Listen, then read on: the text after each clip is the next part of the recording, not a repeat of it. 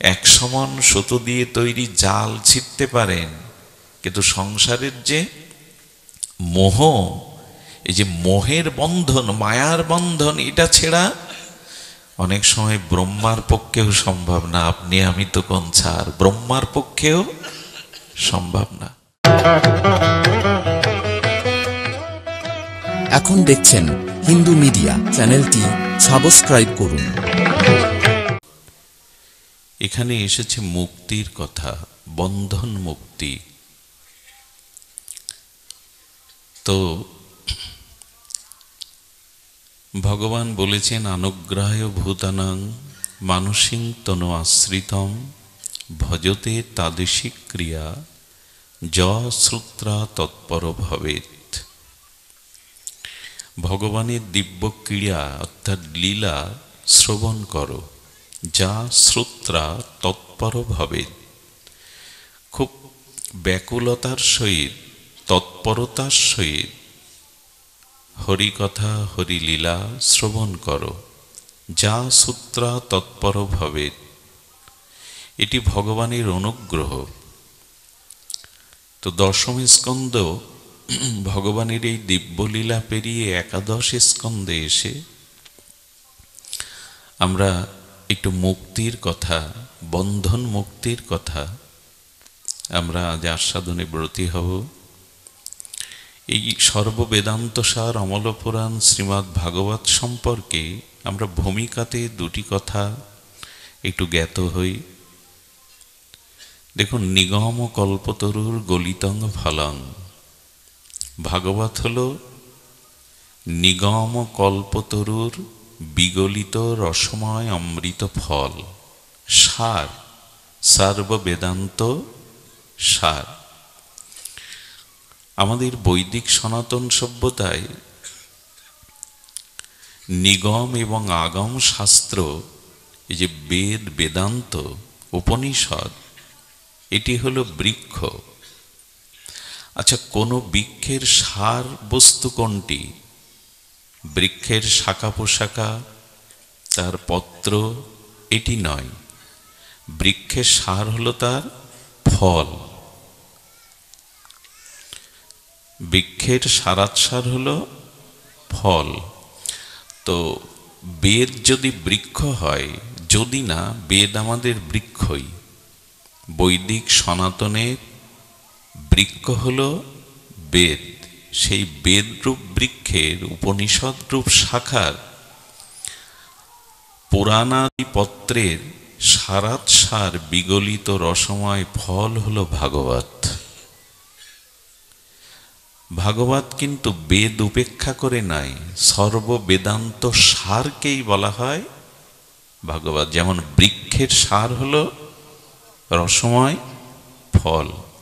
আচ্ছা, আম্রবৃক্ষকেই তো অমৃত আস্বাদ্য পরিপক্ক রসালো আম পাবো না, বৃক্ষ ছাড়া আম পাবো?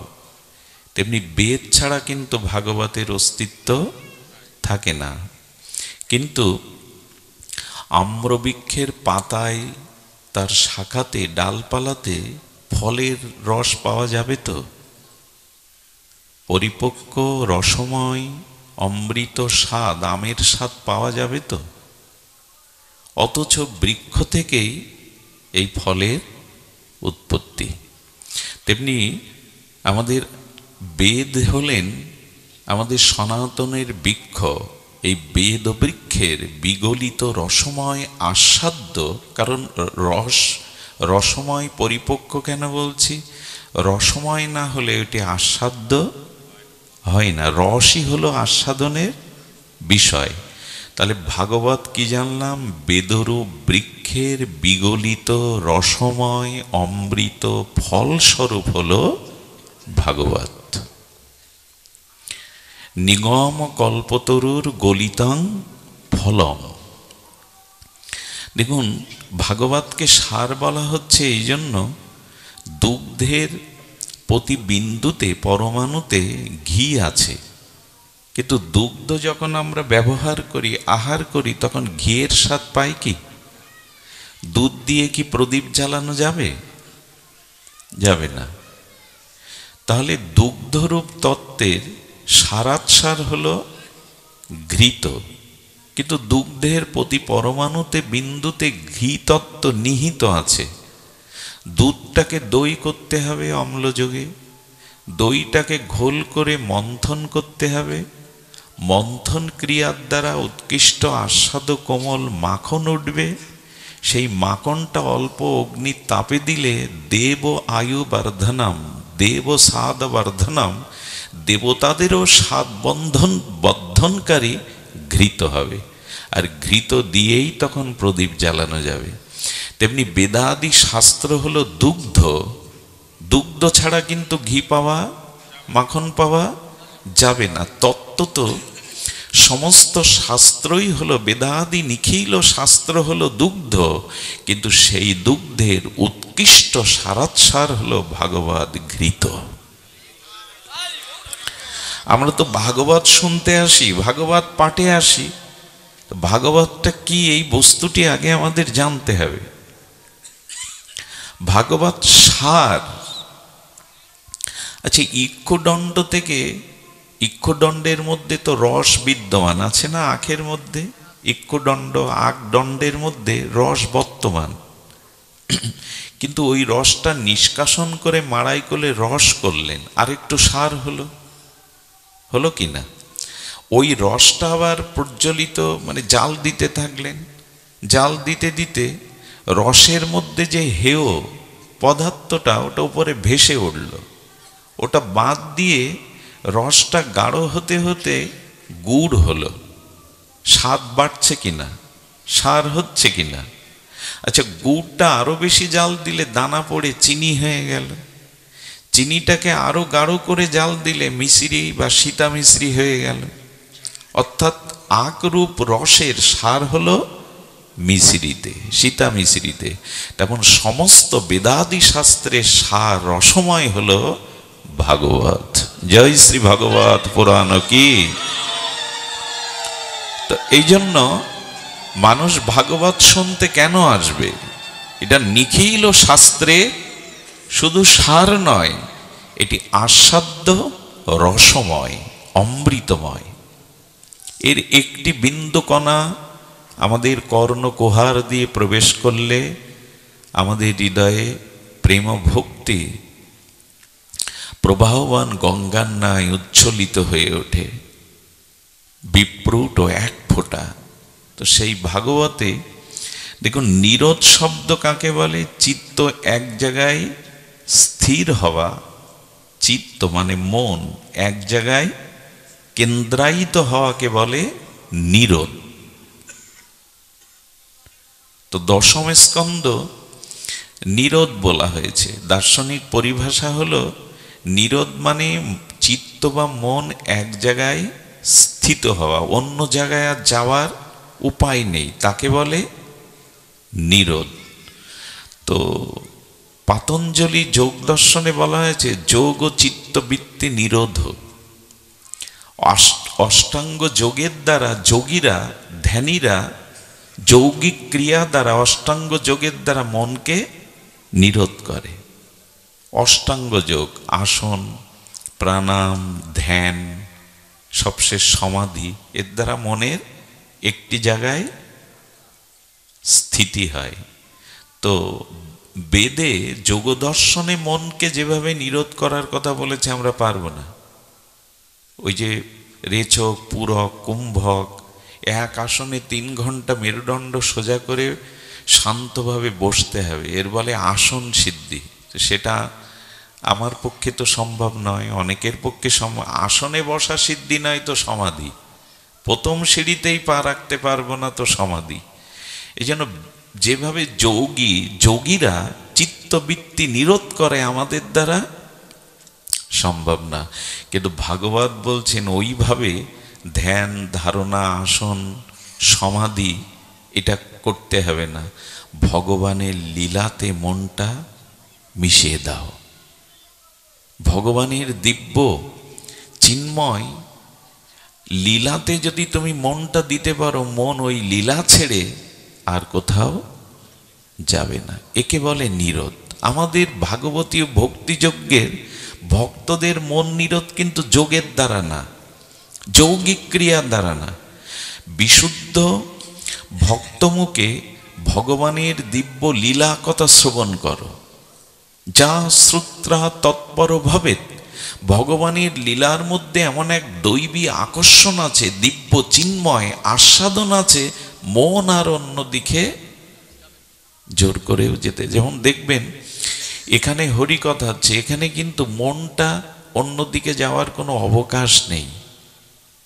মন অন্যদিকে এখন যেতে চাইবে না। মন অন্যদিকে যদি আমাকে ফাঁকি দিয়ে যায়, কথাগুলি শব্দগুলি কর্ণে প্রবেশ করবে না। যেটা যোগের দ্বারা, ধ্যানের দ্বারা, আসনের দ্বারা, ক্রিয়ার দ্বারা হয় না, এটা ভগবানের লীলা কথা সাধু সঙ্গে শুনলেই মন নিরোধ হয়ে যায়, আর কোথাও যেতে চায় না। এই জন্য ভগবানের লীলাতে মন যদি একবার স্থির হয়, মন আপনি অন্যখানে আর। এই জন্য তো গোপীরা ভগবানকে মন থেকে তাড়াতে চাইছেন। সব সময় ওদের মন প্রাণকে গ্রাস করেছে কৃষ্ণ ভাবনা, কৃষ্ণ লীলা। ওরা ভুলতে চেষ্টা করে কৃষ্ণকে। যোগীরা মণিরা আমরা কৃষ্ণকে হৃদয়ে বসাতে চেষ্টা করি ধ্যানের দ্বারা, চিন্তার দ্বারা, আর ওরা তাড়াতে চেষ্টা করে। রাধারানীর দশম দশায় যখন মৃত্যু পর্যন্ত, রাধারানীর তো মৃত্যু নাই, কিন্তু দশম বিরহ দশায় যখন মূর্ছিত হয়ে যান, নাসিকায় তুলো দিয়ে দেখেন প্রাণটা আছে কিনা রাধারানী। ললিতা সখী এক সময় বলছেন, কৃষ্ণকে ভুলে যাওয়ার জন্য আমি যোগ শিখে এসছি, তুইও শিখে নে। কৃষ্ণকে স্মরণ করেই তো তোর এই দশা। কৃষ্ণকে ভুলবো কি করে? রাধারানীকে তখন শিখিয়ে দিচ্ছে, চোখ বন্ধ করে নিঃশ্বাস ক্রিয়া, ওই সুষন্মা, ইড়া, পিঙ্গলাই, যোগের যা নিয়ম, এভাবে যদি তুই যোগ অবলম্বন করতে পারিস রায়, তাহলে কৃষ্ণকে ভুলে যেতে পারবি। যেই চোখ বন্ধ করে যৌগিক ক্রিয়া দ্বারা কৃষ্ণকে ভুলতে চেষ্টা করেছে, রাধারানী চোখ খুলে বলছেন, যত চেষ্টা করি তত বেশি মনে পড়ে, তত বেশি স্মরণ হয়। ওরা কৃষ্ণকে ভুলতে চেষ্টা করে কিন্তু তত বেশি, একে বলে আবেশ। লীলার প্রতি, ভগবানের নাম রূপ লীলার প্রতি, শ্রী ভগবানের প্রতি তাদের এত আবেশ, ওটা তারা যোগের দ্বারা, ক্রিয়ার দ্বারা বিস্মরণ হতে চেষ্টা করলেও পারে না, পারা সম্ভব নয়। তাই জন্য আমরা দশম স্কন্দ ভগবানের দিব্য ব্রজলীলা এই জন্য শ্রবণ করি, যে মন যাতে ওখানেই আটকে যায়। অন্যখানে গেলেই তো মনের গতি বিষয়ের গতির দিকে যাবে, পতনের দিকে যাবে, নিরোধ। কিন্তু একাদশ স্কন্দকে বলা হয়েছে মুক্তি। একাদশ স্কন্দটা যদি দার্শনিক পরিভাষায় বিচার করি, তাহলে এখানে মুক্তি। দেখুন, মুক্তি বৈষ্ণবরা চায় না, আমরা আগেও শুনেছি। বৈষ্ণবরা মুক্তি, কিছু মনে নেবেন না, শুদ্ধ রাধা মাধবের, নিতাই গৌরের চরণাশ্রিত ভজনানন্দী শুদ্ধ ভক্তগণ নরক চায়, তবু মুক্তি চায় না। মুক্তি কাকে বলে খুব ধ্যান দিতে হবে। মুক্তি হলো আমার নিজ সুখের একটা স্থায়ী ব্যবস্থা, অবস্থা। আমার স্বসুখ, নিজ সুখের একটা স্থায়ী সমাধান ব্যবস্থা। তার মানে আমার আর জন্ম থাকবে না, মৃত্যু থাকবে না, কর্মফল থাকবে না। মানে আমি ব্রহ্মের সাথে লীন হয়ে যাব। একে বলে সাযুজ্য মুক্তি। কিন্তু ভক্ত বলছেন, আমি নরক চাই। যদি কোনো অপরাধের কারণে, পাপের কারণে নরকে যাই, তো নরক ভোগ করে আবার এই জগতে এসে তোমার সাধু মহতের কৃপা পেয়ে তোমার সাধন ভজন করে প্রেম প্রাপ্ত হতে পারবো। কিন্তু একবার যদি তোমাতে মিশে মুক্তি পায়, আর তোমার ভজন রস থাকবে না, তোমার আরাধনা থাকবে না, তোমার সেবা থাকবে না। এই জন্য মুক্তি মানে মোক্ষ। মুক্তি মানে মোক্ষ, ভক্তরা মোক্ষ চায় না, অপরাধে পতন হোক, নরকে যায়, আবার ফিরে এসে আবার সাধুগুরুর কৃপা পাবো, ভজন পাবো, সেবা পাবো, যুগল আরাধনা পাবো। কিন্তু মুক্তি পেলে, এই জন্য শাস্ত্রে বলছে চিনি হতে চেয়েও না, চিনি খেতে শেখো। চিনি হয়ে লাভ কি? যে চিনি আপনি হয়ে গেলেন, তাতে আস্বাদন থাকবে। চিনি আস্বাদন করার, আহার করার যে একটা মিষ্টতা, এটা চিনি হয়ে গেলে আর আস্বাদন থাকবে? তো মুক্তি পেয়ে গেলে সেবা থাকলো না, সঙ্গ থাকলো না, ভজন থাকলো না। ভক্ত বলছেন তাহার মধ্যে মোক্ষবাঞ্ছা কৈতব প্রধান। কপটতার প্রধানত বিষয় হলো মুক্তি চাওয়া। কিন্তু আমরা মুক্তি নিয়ে আলোচনা করছি কেন? বলো, মুক্তি শব্দের আমাদের আচার্যরা অন্য অর্থ করেছেন। শুনছেন কি মন দিয়ে? এ কথা একটু শুষ্ক কথা। মুক্তি শব্দের, এ বাবা বারবার হাত দিও না, এইভাবে থাক। মুক্তি শব্দের অর্থ হলো,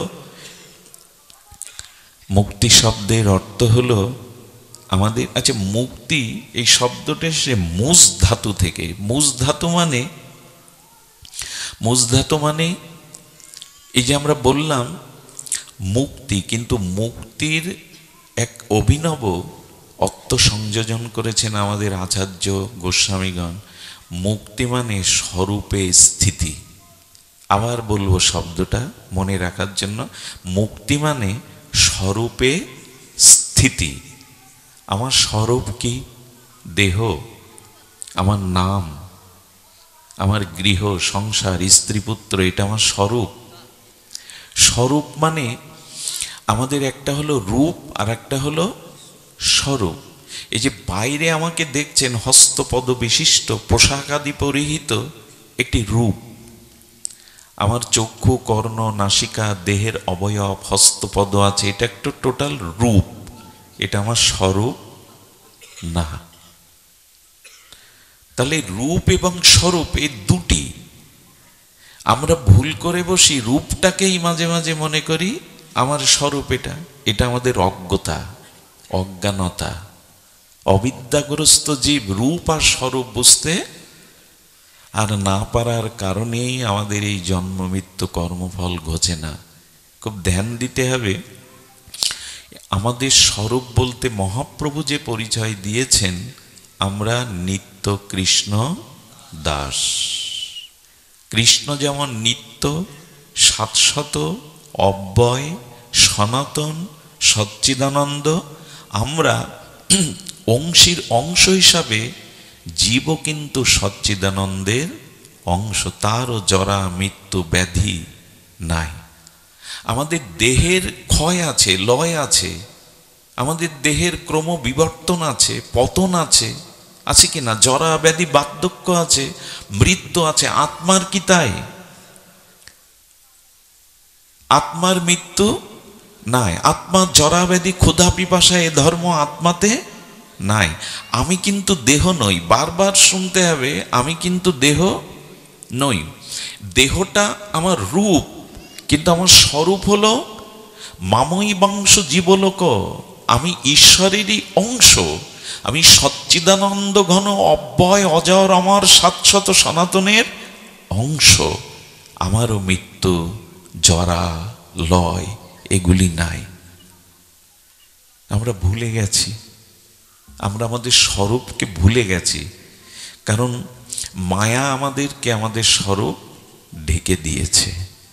পর্দা দিলে যেমন ওপারের বস্তুকে এপার থেকে দেখা যায় না, এই সংসারের বহিরঙ্গ ত্রিগুণময়ী মায়া আমাদের স্বরূপ ঢেকে দিয়েছে। মহাপ্রভু বললেন জীব নিত্য কৃষ্ণ দাস, এটাই আমাদের স্বরূপ। আমি বিষয়ের দাস নই, স্ত্রী পুত্রের দাস নই, আমি সংসারের মায়ার দাস নই, আমি গোবিন্দ দাস, কৃষ্ণ। বলে এ পরিচয়ের উপরে আর একটা পরিচয় আছে। মহাপ্রভু বলে দিলেন এর পরেও আবার বড় পরিচয় আছে। আছে, জীব নিত্য কৃষ্ণ দাস, এটা সত্য, কিন্তু আরেকটি মহাসত্য আছে। সেই মহাসত্যটা হলো আমরা রাধারানীর দাসী। এটা হলো মহাসত্য। আমরা রাধারানীর এই এই নিবেদনও ধরো, সখীর অনুগত করো। আমরা রাধারানীর নিত্য দাসী সেবিকা। আচ্ছা, ওই স্বরূপে স্থিতি হওয়ার নাম হলো মুক্তি। আমি আমার রাগ দেশ দেহ গেহ কুটুম্ব পরিজন এগুলিকে চেতনার দ্বারা ভজনের দ্বারা দূরে সরিয়ে যেদিন আমার ভিতরে চিরদিনের মতো আমি রাধারানীর কিঙ্করী, আমি কৃষ্ণ দাস, এই স্বরূপে আমার স্থিতি আসবে, এরই নাম হলো প্রকৃত, এর নাম কি? মুক্তি। মুক্তির কিন্তু দুটো অর্থ এলো। এক বেদের ভাষায়, উপনিষদের ভাষায় জন্ম মৃত্যু জরাব্যাধি থেকে দুঃখ হতে চিরস্থায়ী একটা সুখ, চিরস্থায়ী একটা ব্যবস্থা, এর নাম মোক্ষ বা মুক্তি। আর নিজের স্বরূপে ফিরে যাওয়া, এর নাম হলো, আমাদের দার্শনিকরা বলছেন, এটাই হলো প্রকৃত মুক্তি। আমাদের স্বরূপে ফিরে যাওয়া, এটাই তো হচ্ছে না। সারা জীবন তো বাইরের পরিচয় দিয়ে গেলাম, স্বরূপের পরিচয় জানলাম না। আচ্ছা, কোনো রাজার ছেলেকে, রাজ পরিবারের রাজপুত্র, সেই রাজার ছেলেকে যদি কেউ চুরি করে হরণ করে নিয়ে যায় আতুর ঘর হতে, মায়ের কোল থেকে, তো যে চোর নিয়ে গেছে সেই চোরের, তাদের কৃষ্টি সংস্কার কালচার বড় নিচু, অখাদ্য কুখাদ্য অপরিচ্ছন্ন পরিবেশে যখন ছেলেটা বড় হতে থাকে, ওদের রূপের সাথে মিলবে তো? ওদের যে রূপ রাজার ছেলের রূপের সাথে মিলবে? ওদের খাদ্যাখাদ্য ব্যবহার রুচির সাথে এর মিলবে? ওর কোথায় যেন মনে হবে এগুলি ঠিক আমার ভালো লাগে না। আমরা তেমনি ভগবানের অমৃতের পুত্র, অমৃত থেকে এসেছে। মায়া আমাদের হরণ করে এই কামনা বাসনার পরিবেশে বড় করে তুলছে। আমাদেরও মন মাঝে মাঝে কিন্তু মনে হয় এটা আমার জায়গা নয়, এখানে আমি প্রকৃত শান্তি পাচ্ছি না। এখন কোনো ত্রিকালজ্ঞ যোগী সাধু মহাত্মা যদি ভিক্ষার ছলে পরিভ্রমণ করতে করতে একদিন ওই ছেলেটাকে কোলে নিয়ে বলে, তোর এখানে ভালো লাগে? বলে, আছি এখানে, কিন্তু আমার মন যেন এখানে বসে না। সাধু তখন বলে, তুই রাজপুত্র, তুই এদের কেউ না। তোর পিতা আছে, মাতা আছে, তোর নিজ আলয় আছে, তুই রাজপুত্র, এদের মতো ভিখারি না। বললেন, এই জন্য তো আমার এখানে মন চায় না, এদের সাথে মেশে না। সাধু তখন বললেন, আমি তোর বাবার নামটা দিয়ে যাচ্ছি, এটা মাঝে মাঝে স্মরণ করলে শান্তি পাবি। ওই নাম স্মরণ করতে করতে সাধু পুনরায় আসে গোপনে। তখন ওই ছেলেটা বলে কি, বাবার নাম নিতে তো বড় আনন্দ লাগে, কিন্তু দেখতে যে স্বাদ হয়। তখন বাবার ছবিটা দিয়ে দিল, এটা গোপনে রাখবি, এরা দেখলে কিন্তু তোকে বাবার কাছে যেতে দেবে না। বাবার ছবিটা দিল। ছবি আর নাম নিতে নিতে একসময় প্রাণ আকুল হলো, আমি বাবার কাছে ফিরে যাব। আমরা সব হরণ হয়ে গেছি মায়ার দ্বারা। মায়ার সংসারে গোবিন্দ হতে, সেই পরম পিতা থেকে, সচ্চিদানন্দ থেকে হরণ হয়েছে। এই জন্য সংসার মাঝে মাঝে সবার ভালো লাগে না, এখানে অতিষ্ঠ হয়ে ওঠে। এইখানটায় আমার শান্তি নেই, এরকম হয় না সবার মনে মাঝে মাঝে? হওয়ার কারণ আছে, আমরা এখানে না তো। আমরা অমৃতস্য পুত্র, অমৃতের পুত্র, এখানের কেউ না। এই জন্য আমাদেরও মাঝে মাঝে উদাস হয় মন। উদাস হলে কি হবে? মায়া আবার আমাদের টেনে নিয়ে যায় এই মায়াময় মোহময় এই আবেশে। মোহ আবেশ আমাদের বড্ড বেশি। এই জন্য ওই সাধুরূপী গুরু এসে, সাধু এসে বলেন, এরা তোমার প্রকৃত কেউ না, তোমার পিতার নাম শ্রী গোবিন্দ। আর সেই পিতার নাম বলার পরে কি দেয় জানেন? কিছুদিন পর ভগবানের রাধা মাধবের বিগ্রহ দেয়। এই হলো তার রূপ। নিতাই গৌর দিয়ে দেয়, বিগ্রহ দিয়ে দেয় না দীক্ষার পরে। সেই নাম স্মরণ করতে থাকো আর বাবাকে দেখতে থাকো। একদিন তোমার প্রাণ মন আকুল হয়ে যাবে তার কাছে ফিরে যেতে। এই তার কাছে ফিরে গিয়ে তার চরণে নিত্য সেবাতে স্বরূপে স্থিতি হওয়ার নাম হলো কি? মুক্তি। আমরা মুক্তি অর্থ কিন্তু দুরকম সামনে উপস্থাপন করলাম। কখনো যেন নিজের জন্ম মৃত্যু জরাব্যাধি থেকে স্থায়ী সুখ ব্যবস্থা, এই মুক্তি যেন না চায়। এই মুক্তি গৌড়ীয় ভক্তগণ চাননি। এই জন্য তো এখানে বলেছে, দেখো, পুত্র দ্বারা আপ্ত বন্ধনাং সঙ্গম পান্ত সঙ্গম। ভাগবতের শব্দ দেখুন, সার বলেছি তো, সার তো হতেই হবে, সারাৎসার। অনুগেহং ব্যয়ন্ত স্বপ্ন নিদ্রা অনুগ যথা।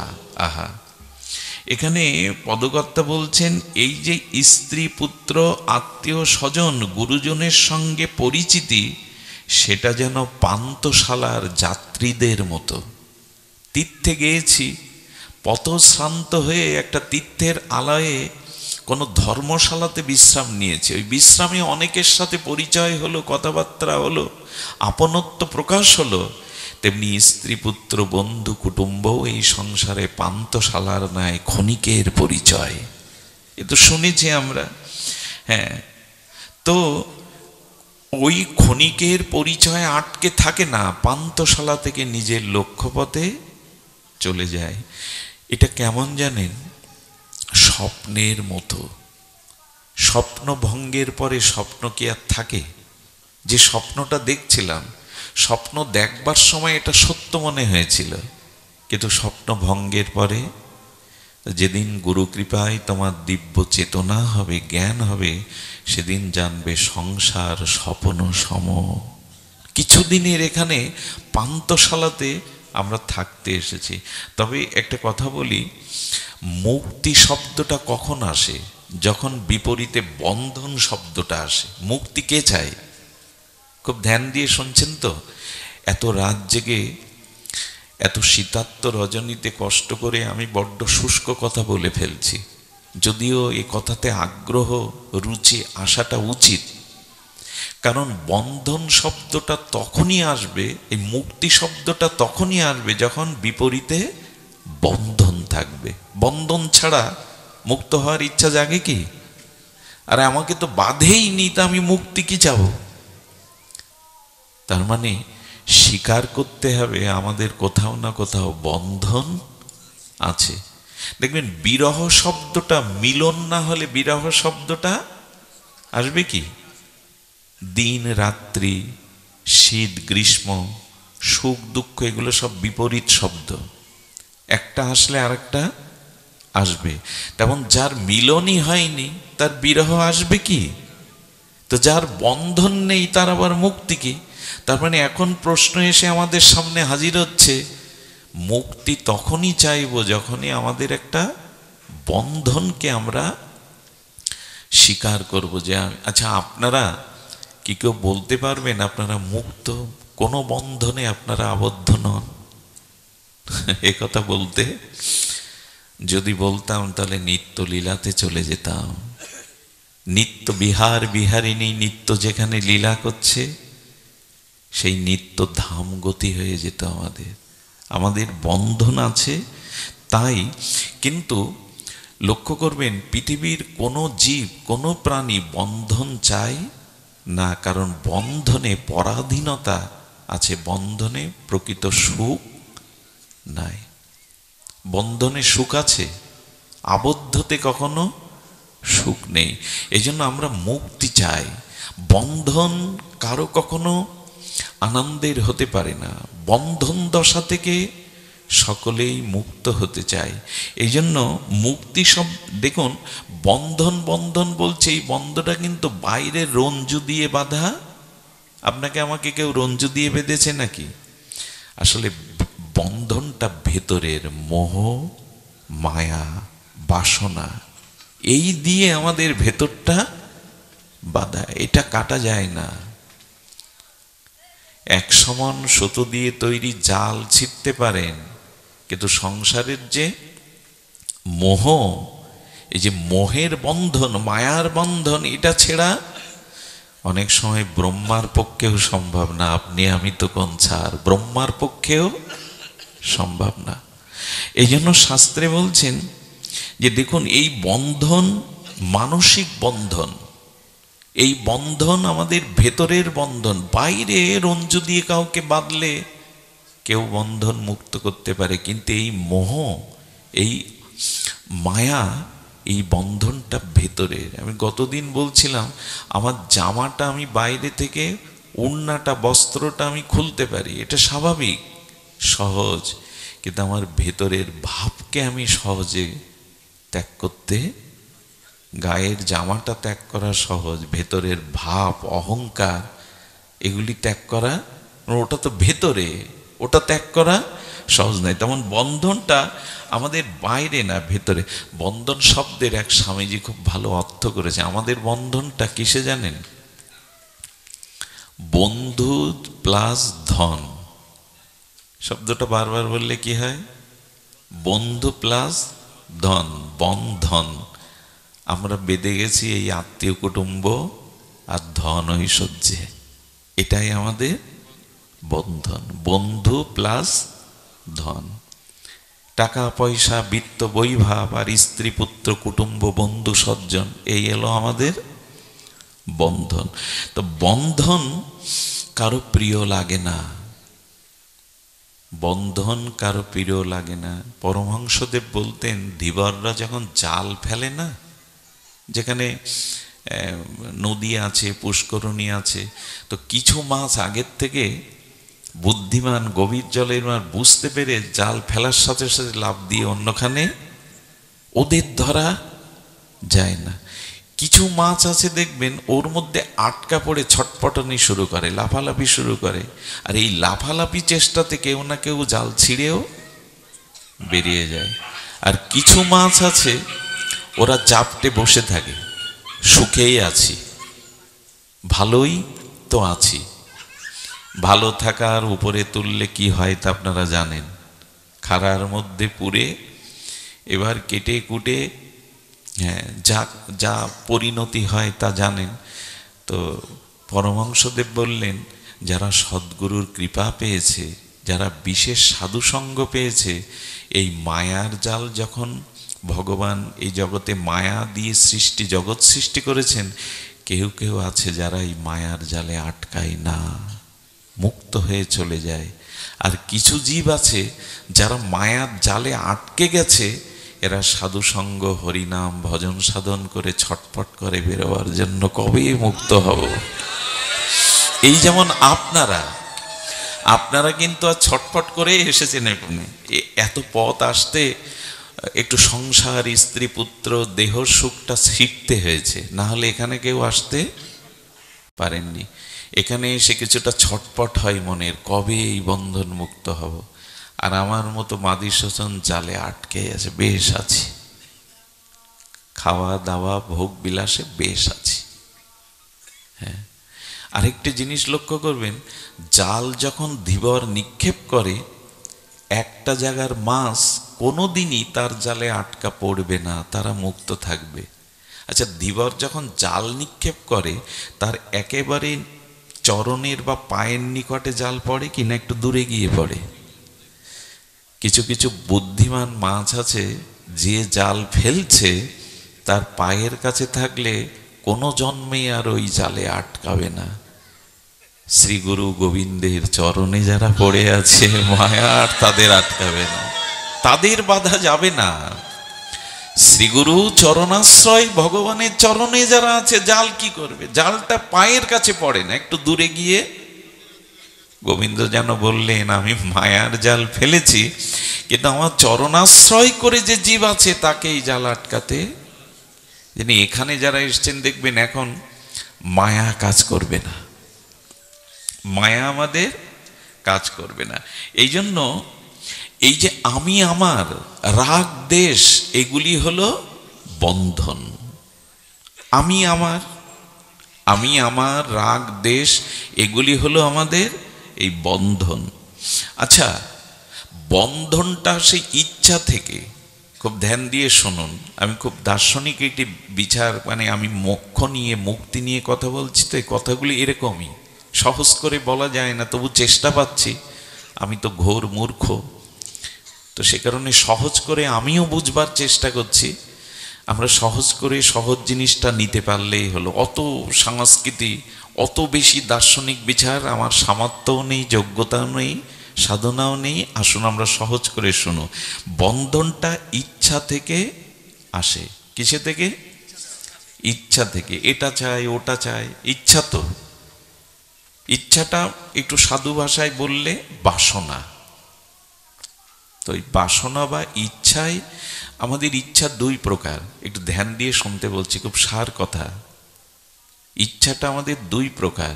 একটা হলো স্বাভাবিক ইচ্ছা, নিত্য বা স্বাভাবিক ইচ্ছা, আর একটা হলো নৈমিত্তিক ইচ্ছা। খুব ধ্যান দিয়ে শুনতে হবে। আমরা নূতন কিছু পথ চলার প্রেরণা পাবো এর থেকে।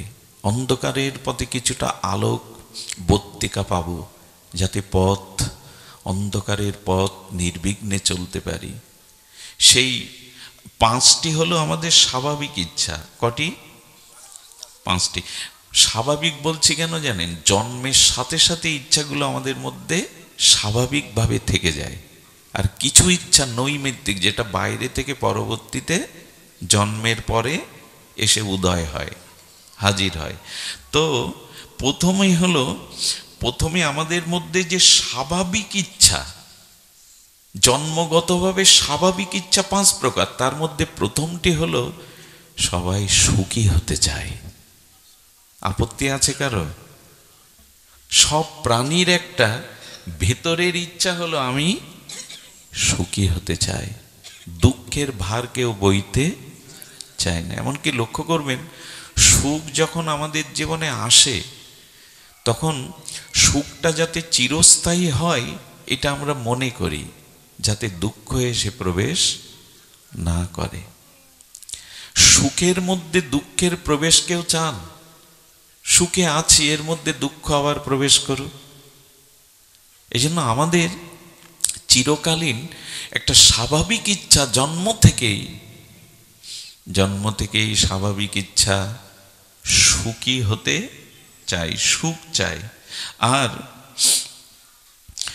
জন্ম থেকে দেখবেন কেউ কারোর অধীনস্থ হতে চায় না, সবসময় মুক্ত থাকতে চায়। এই জন্য দেখবেন যারা চাকরি করে, বসের সামনে বেশিক্ষণ দাঁড়াতে মন চায় না। কেন বলুন তো? মুখ নিচু করেই থাকতে হয়, তো সার করতে হয়, হ্যাঁ হ্যাঁ করতে হয়। এই জন্য বেশিক্ষণ বসের টেবিলের সামনে দাঁড়াতে চায় না। মুক্তি চায় সবাই, কেউ কারো অধীনস্থ এটা থাকতে চায় না। তার মানে মুক্তির বাসনাটা আমাদের স্বাভাবিক, নেই তা নয়।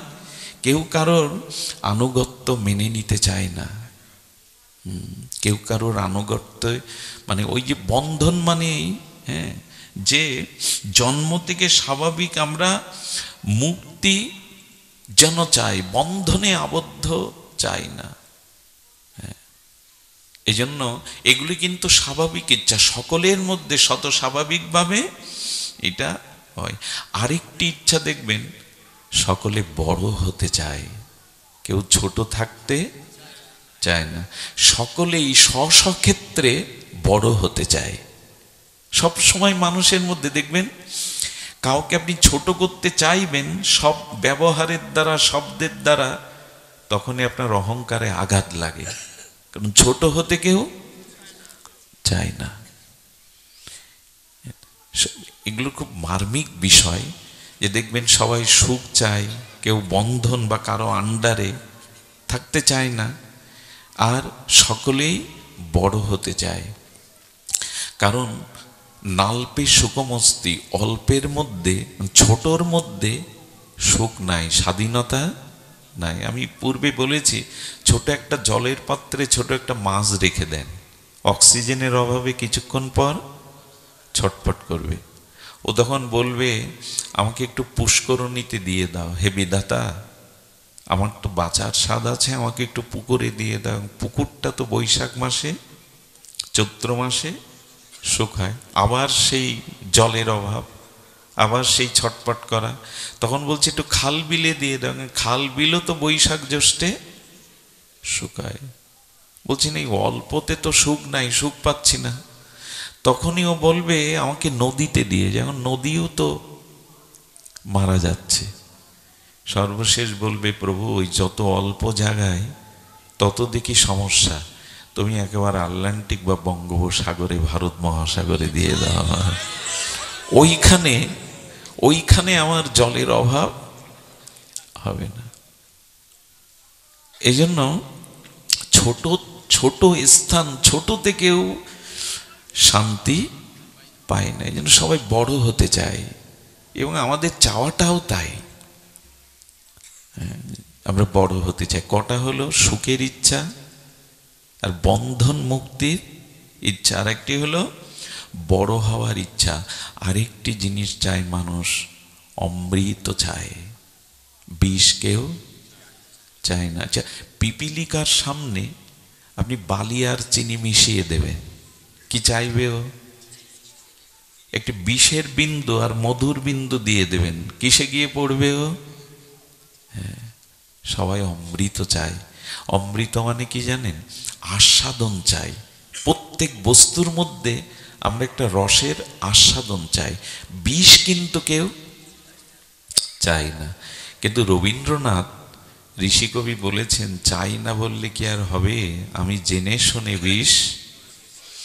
যারা এইগুলো টানেন ধুম, তারা তোর গায়ে কি লেখা থাকে না, ওর বড় বিভৎস ছবি থাকে। এগুলো জেনে শুনে বিষ পান করা করি আমরা। আরে বেটা, এক গ্লাস ওটা না পান করে এক গ্লাস দুধ পান কর। দুধ পান আর ওই পান কি সমান হয়? পান সামনে তো সমান। একটা থালাতে যদি পান সামনে দুটোই সমান, দুগ্ধপান আর মদ্যপান, পান সামনে দুটোই তরল বস্তু পান করতে হয়, দুটো পান কি এক হয়? অমৃত চাই। আমি কত কি যে খাই, ভস্য আর ছাই তব নামামৃত চাই না। কত কি যে খাই, ভস্য আর খেয়ে গেলাম, তোমার নামামৃত, তোমার কথামৃত আমি চাইলাম না। কত মানুষ আছে পাশে অনুষ্ঠান ঘুমিয়ে থাকে, ভাগবত ঘুমিয়ে, অমৃত চায় না তারা। সারা জীবন যা পান করলাম সেগুলো শান্তি দেয়নি। ওই ভোগ রোগ এসে দেখা দিয়েছে, বিতৃষ্ণা এসে দেখা দিয়েছে, ক্লান্তি দেখা দিয়েছে। আচ্ছা, কেউ যদি বলে আমি সারাদিন আজ রেগে থাকবো 24 ঘন্টা, পারবেন? মারা যাবেন, স্ট্রোক হয়ে মারা যাবেন। কিন্তু কেউ যদি বলে আজ আমি প্রেমে 24 ঘন্টা কাটাবো, পারবেন? পারবেন? কারণ অমৃত, বিষে বেশিক্ষণ টিকে থাকা যায় না, অমৃতেই টিকে থাকা যায়। যদি কেউ বলে আমার খেতে ভালো লাগে, 24 ঘন্টা খেতে পারবেন, কিন্তু 24 ঘন্টা না খেয়ে থাকতে পারবেন। একাদশীর দিন এলে তো সাধুরা বলে যাক ঝামেলা মিটল। আচ্ছা, খাওয়ার ঝামেলা আর নাই, বসে বসে ভগবানের ঝামেলা মিটল একটা দিন। আমাদের তো দুপুর হতেই রান্ধনশালার দিকে নজর যায়। একাদশী আসতে পারল না, শোনে পারণ কটায়। কেন কেন জিজ্ঞাসা? পারণ কটায়? একাদশীর দিন কি ভজন করবে এসব কথা নেই। দাদা মহারাজ কি খেতে হয়, খাওয়ার প্রশ্নটাই আগে। খাওয়ার প্রশ্নটাই আগে। আমরা জেনে শুনেই বিষ পান করে চলেছি, জানি এটা বিষ, তবু সেটা পান করছি। এই জন্য মানুষের ভেতরে একটা অমৃতের চাওয়া আছে। এই কুম্ভে যাচ্ছে কেন জানেন? এত কোটি মানুষ, এত লক্ষ মানুষ, কোটি মানুষ যাচ্ছে কেন জানেন? কুম্ভ হলো ওখানে স্নানের দ্বারা আমরা অমৃত, গঙ্গা যমুনা সরস্বতীর ত্রিবেণী সঙ্গমে এখানে আমরা সেই কুম্ভে অমৃত পাবো। স্নানের দ্বারা ওখানে অমৃত পাবো। তবে আমাদের দেহটাও কুম্ভ।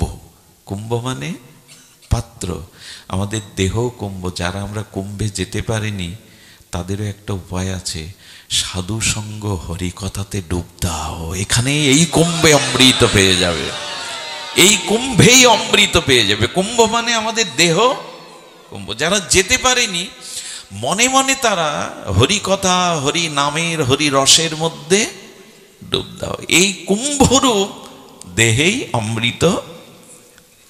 একটা কথা বলি, কুম্ভে ত্রিবেণী সঙ্গমে ডুব দিলেই আপনি অমৃত পাবেন এমন কোনো কথা, কিন্তু প্রকৃত সাধু সঙ্গে যদি হরি কথা নামে ডুব দিতে পারেন, এখানে অমৃত অবশ্যই পাবেন।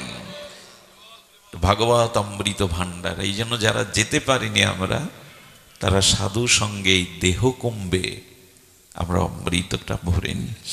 তাহলে আমরা বলছিলাম কি যে সকলে অমৃত চায়, বিষ কেহ চায় না। চারটি হলো। আরেকটি কি জানেন? স্বাভাবিক ইচ্ছার মধ্যে আরেকটি ইচ্ছা হলো মানুষ সুরক্ষা চায়। মানুষ সর্বদা নিজের সুরক্ষা চায়। সুরক্ষা চাই কি না? আমরা সারাটি জীবন আমরা সুরক্ষা চাই। এই পাঁচটি ইচ্ছা আমাদের, যারা বলে আমি ভগবান মানি না, ভজন সাধন মানি না, তাদের কাছে গিয়েও দেখবেন নাস্তিক বা আস্তিক সকলের মধ্যে এই পাঁচটা ইচ্ছা আছে। আর এই পাঁচটা ইচ্ছা মানেই ভগবানকে চাওয়া। এই পাঁচটা তিনি ছাড়া কেউ পূর্ণ করতে পারেন না। সুরক্ষা কে দিতে পারে? এই পৃথিবীতে কেউ কারো সুরক্ষা দিতে পারেন, একমাত্র ভগবানই পারেন সুরক্ষা দিতে। অমৃত একমাত্র ভগবানের কাছেই আছে, আর কারো কাছে অমৃত নাই। সুখ একমাত্র কৃষ্ণ দিতে পারে, অন্য কেউ সুখ দেওয়ার ক্ষমতা নাই। অমৃত ভগবান, ভগবান অমৃতময়, তাই অমৃত। সুখ সিন্ধু হলেন ভগবান, সচ্চিদানন্দ সুখ সিন্ধু। এই জন্য সুখ, অমৃত, সুরক্ষা, বড় হওয়া। আচ্ছা, বড় কি করে হওয়া যায়? আপনারা লক্ষ্য করেছেন এই পৃথিবীতে সব থেকে বড় খ্যাতি, সব থেকে বড় সম্মান কারা পায়? যারা ভগবানের ভক্ত হয়েছেন তারাই। একজন সম্রাট, একজন ইতিহাসবিদ, তারাও মাঝে মাঝে জগৎ থেকে ইতিহাস কখনো কখনো তাদের ধিক্কার দেয়, ইতিহাসের পাতা থেকে তাদেরও মুছে ফেলা হয়। কিন্তু ভক্তকে, প্রহ্লাদকে মুছে ফেলতে পারবেন? ধ্রুবকে মুছে ফেলতে পারবেন? পারবেন না। 70 বছর বয়সে আর বিনা পুঁজিতে, তেমন টাকা কড়ি ছিল না, এই শ্রী ভক্তি বেদান্ত স্বামী প্রভুপাদ আমেরিকায় গিয়েছিলেন 70 বছর বয়সে। পার্কে বসে খোল নিয়ে 3 ঘন্টা কীর্তন করতেন, কাছে কিছু নেই। সেই 70 বছরের বৃদ্ধ ভোগাক্রান্ত স্থূল ভোগবাদ আমেরিকাকে নাড়িয়ে দিল, বিশ্বকে নাড়িয়ে দিল। কোন প্রেসিডেন্টের দ্বারা এটা সম্ভব? প্রভুপাদ ইসকন সোসাইটি সৃষ্টি করে সারা পৃথিবীতে যেটা প্রচার করলেন, এটা কোনো বিশ্ব নেতৃত্বের দ্বারা সম্ভব? তারা তো আজকে রাজা আছে, কালকে তাদের ঠিকানা নেই। এজন্য বলছেন বড় হওয়ার স্বাদ সকলেই, তো বড় কখন হবেন? ভগবানকে ভালোবাসলে ভগবান বললেন আমি তাকে আমার থেকেও বড় করে তুলি, আমার ভক্তের মর্যাদা আমি বড় করে তুলি। এই জগতে তারই খ্যাতি হয় যিনি গোবিন্দের ভক্ত হয়েছেন। কিছু মনে নেবেন না, আমার মতো নরাধম, আমার ব্যক্তি পরিচয় যদি জানেন তো থুতু ফেলবেন আপনারা। আমাদের তো কোনোই পরিচয় দেওয়ার কিছু নেই, না আছে বিদ্যা, না আছে সংস্কার। তবে এত দূর দূরান্ত থেকে ভক্তগণ কেন আমার ভেতরে, মানে এই যে এখানে আসেন হরিকথা শুনতে, আমার স্বাতন্ত্র তো কোনো পরিচয়ের জন্য এখানে কেউ আসে না। যদি প্রশ্ন করেন তবে আপনারা উত্তর কি দেবে জানেন? মঙ্গলজি কেন আসি জানো? ভগবান বা শ্রী গুরুদেব মহতের কৃপায় তোমার মুখ দিয়ে দুটো কৃষ্ণ কথা প্রকাশ হয়, তাই আসি। তোমাকে দেখতে আসি না, তোমার কোনো মহিমাই নেই যে তোমার কারণে কি জন্য আসব। তোমার মুখ দিয়ে গোবিন্দ গুণকথা গুরু কৃপা প্রকাশ হয়, তাই আসি। এখানে কে এসছে সাত করে? কেউ কাউকে দেখতে আসে, কিছু পেতে আসে? হরি কথা তোমার মুখ দিয়ে গুরু কৃপায় প্রকাশ হন, তাই আসে। খ্যাতিটা কখন হয় মানুষের? আমাকে একজন প্রশ্ন করেন, দাদা সেই ছোট্ট কাল থেকে পাঠ প্রচারে আছো, পেয়েছো কি? অনেক সময় তো তোমার নামে দুর্নামও শুনি, বদনামও শুনি, কি পেয়েছো? ভালোবাসা, এই জন্য জিজ্ঞাসা করছে কি পেয়েছো। বললাম শোনো তাহলে কি পেয়েছি। আমি একবার রাসে প্রত্যন্ত গ্রাম অঞ্চলে পাঠ করতে যাই, ওই সাঁকো পার হয়ে যেতে হয়, গ্রামের মেঠো পথ। ওখানে রাসের পাঠ সমাপ্ত করেছে, রাত তখন 1টা বাজে, 1:30 বাজতে গেছে। আমি ওই গ্রামের ছোট নদীর তীরে, সেটা শারদ পূর্ণিমা, উদ্ভাসিত আলোয় আলোকিত সারা জগৎ, শারদ পূর্ণিমার পূর্ণচন্দ্রের বিকশিত জ্যোৎস্নায় আমি দাঁড়িয়ে আছি। বহু দূর হতে দেখে এক বৃদ্ধা মা তার যুবক নাতনিকে বলছেন, নিয়ে চল, আমাকে একটু নিয়ে চল। আরে আমি পড়ে যাচ্ছ, হাঁটতে পারছ না তো নিয়ে যাব কি? নাতনিটা তাকে বারবার কটু কথা বলছে, বলে মারিস ধরিস পড়ি মরি, একবার নিয়ে চল। বলি এর ছুটে আসছে কোথায়, নিয়ে চল নিয়ে চল। বাবা নিয়ে চল, হে ঠাকুর যেন একবার দেখা পায়। তার ব্যাকুলতা দেখে, পড়া দেখে, এত কষ্ট করে আসা দেখে আমি গিয়ে বলছি, বুড়িমা কোথায় যাচ্ছেন হন্তদন্ত এই রাত 1:30টায়? বলে বিল্বমঙ্গলকে একবার দেখতে যাচ্ছি। যে মাইকে শুনছিলাম রাসের কথা, গোবিন্দের কথা, ব্রজলীলার কথা, মনে হলো কবে মারা যাব, একবার একটু ওকে দেখে আসি, আশীর্বাদ করে আসি। হ্যাঁ, আমি প্রণাম করে বুকে জড়িয়ে ধরে বললাম, আমার মাথায় হাতটা রাখুন। আমি বলেছিলাম আজ আমার জীবনের এটাই শ্রেষ্ঠ পাওয়া, শ্রেষ্ঠ পাওয়া। এই জন্য ভগবানকে ভালোবেসে দেখুন। এ জগতে ধনীকে পেছন থেকে মানুষ গালি দেয়, দেয় না? অনেক ধনীকে মানুষ সহ্য করতে গালি দেয়, রূপ আছে তারও তিরস্কার হয়। বড় হবার একটাই উপায়, ভগবানকে ভালোবাসুন। ভগবান বলে, যে আমাকে ভালোবাসে আমি তাকে আমার মাথার মুকুট করে রাখি, মুকুট করে। ভগবানকে একবার ভালোবেসে দেখুন, জগৎ আপনাকে চাইবে। এই জন্য এই স্বাভাবিক ইচ্ছাগুলি মানে ভগবানকেই চাওয়া, অমৃত চাওয়া। সুরক্ষা কে দিতে পারে? দ্রৌপদীর সুরক্ষা তার পঞ্চস্বামীও দিতে পারেনি। সুরক্ষা একমাত্র ভজ ঘুরে মন শ্রীনন্দ নন্দন অভয় চরণার বিন্দরে। একমাত্র অভয় আমাদের রাধারানীর পাদ পদ্মে, নিতাই গৌরের। মহাপ্রভুর অষ্টকে বলেছেন, সুরেশানাং দুর্গং, আমাদের নয় দেবতাদেরও নিরাপদ আশ্রয় হলো গৌর চরণ, গোবিন্দ চরণ। দেবতাদেরও, মানুষের কথা বাদ দিন, দেবতাদেরও নিরাপদ আশ্রয় হলো গোবিন্দ চরণ, গৌর চরণ। সুরেশানাং দুর্গং, দেবগণেরও নিরাপদ আশ্রয় ভগবত চরণ। এটি আমাদের স্বাভাবিক ইচ্ছা। আর এই ইচ্ছাগুলো থাকা মানে এগুলি আর কেউ পূরণ করতে পারবে না, স্বয়ং ভগবান ছাড়া। সন্তান যদি মনে করে সারা জীবন মায়ের স্তনের দুগ্ধ পান করব, মায়ের পক্ষে তা একটি সময়ক্রমে মায়ের বুকে আর দুগ্ধ তত্ত্ব থাকে না। আর সন্তানেরও মায়ের কোল মানায় না। কিশোর হয়ে গেলে, যুবক হয়ে গেলে আর মায়ের কোল। এই জন্য এই জগতের যা বস্তু, দুগ্ধ তো অমৃত, কিন্তু মার ক্ষমতা আছে সারা জীবন দিয়ে দেওয়া। কিন্তু ভগবান হলেন অমৃতের সিন্ধু, আনন্দের সিন্ধু, সুখ সিন্ধু। এই জন্য এই ইচ্ছাগুলি সাকার হয় ভগবানকে চাইলে। ভেবে দেখুন তো, চাওয়া কি উচিত আমাদের? এগুলিই তো আমাদের ভেতরের চাওয়া। হ্যাঁ, আমরা বন্ধন মুক্তির কথা বলেছি। এই জন্য ক্ষুদ্রকে ত্যাগ করে এই বৃহৎ ভগবানকে ভালোবাসা, ভগবানকে চাওয়াটাই হলো বন্ধন মুক্তির উপায়। আচ্ছা, দ্বিতীয় বললাম নৈমিত্তিক ইচ্ছা কোনটি? এটাই এখন আমাদের একটু মন দিয়ে শুনতে হবে। নৈমিত্তিক ইচ্ছা কি জানেন? যেটা জন্ম থেকে স্বাভাবিক না, এ জগতে এসে জন্মাবার পরে এসেছি। আচ্ছা, 200 বছর আগে কারো প্রাইভেট কারের ইচ্ছা জেগেছিল? জাগেনি। এখন লোকের দেখি আর মনে করি আমার কবে হবে। এগুলো নৈমিত্তিক ইচ্ছা। পাঁচতলা বাড়ি দেখলে মনে হয় এটা আমার কবে, এগুলো সব। এই জন্য বর্তমান বিজ্ঞাপনের যুগ। কি বলে এটা?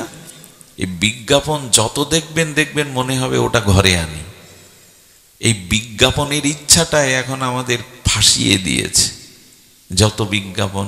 আচ্ছা, এখান থেকে 40 বছর আগে স্মার্টফোনের ইচ্ছা কারো হয়েছিল? হয়েছিল? কেন হয়নি? সেটা তখন ছিল না।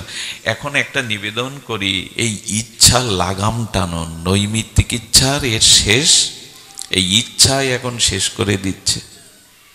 আর আমাদের ছোট ছোট শিশু কিশোরদের অবস্থা তো আমরা একেবারেই শেষ করে, ডাক্তার যতই বলুক ওদের হাতে দিও না।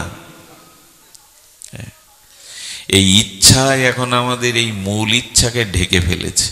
বাড়ি চাই, গাড়ি চাই, বড় পদ চাই, হ্যাঁ, এইগুলি। এই জন্য এই ইচ্ছাগুলির লাগাম যদি না টানেন, চাই আর চাই, এই চাইতে চাইতেই ফেসে গেছে আমরা।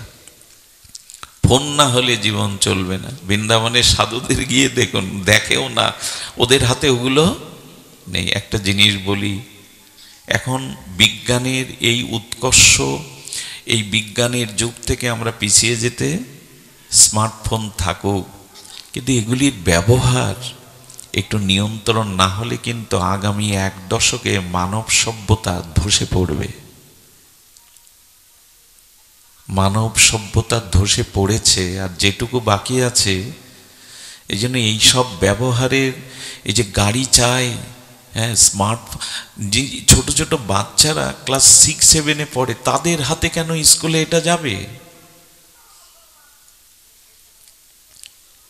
এই জন্য কত কত মেধাবী জীবন ওই যে মোটর সাইকেলের কারণে কিনে দিতে হবে। বাবা মাকে তারা হুমকি দেয় আত্মহত্যার। কত প্রাণ যে ঝরে যেতে দেখেছি। সবার হাতে সব ইচ্ছা পূরণ করতে যায়েন না। আমি ভারতীয় একটা সঙ্গীতের একটা চরণ আমার খুব মনে পড়ে, সব পেলে নষ্ট জীবন।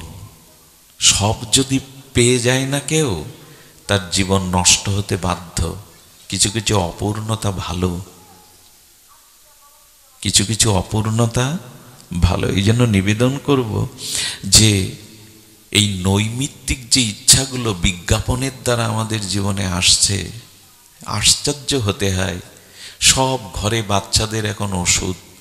আপনাদের শিশুকালগুলো মা জোর করে তিতো খাওয়াতো, 14 শাক তিতো। এখন এখানে ফাস্টফুডটাই সকালে দেয়া হয়। স্কুলে যাবে, টিফিনে আর কি দেবে, দাও ওটা দাও।